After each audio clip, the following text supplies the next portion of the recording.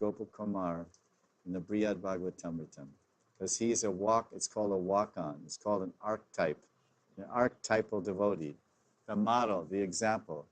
So Krishna, he was a conditioned soul. He received the Gopal mantra. We're conditioned souls. We'll receive the Gopal mantra. He never got any shiksha. He never went verse by verse through the Stavavali. He never went verse by verse through the Bhakti Ratnakara. He didn't go verse by verse through anything. He got the mantra and his guru disappeared in Mahabhav, or ecstasy.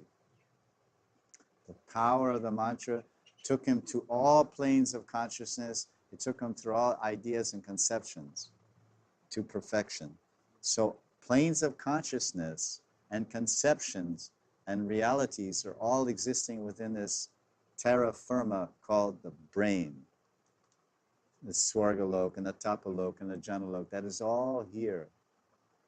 There's no traveling. We don't travel off this earth planet. From this earth planet, we get liberated, or from this earth planet, we stay bound. So it's archetypal. I'm never going to go to Tapaloka. I'm never going to Satyaloka as Gopakumar went. I was just showing you, these are all planes of existence, planes of consciousness.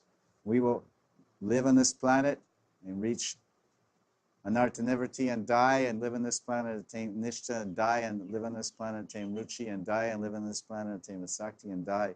And in between transiting from one stage to the other in Bhakti, we may take a temporary vacation in Hawaii for 2 weeks, which means Swargaloka or Chandraloka.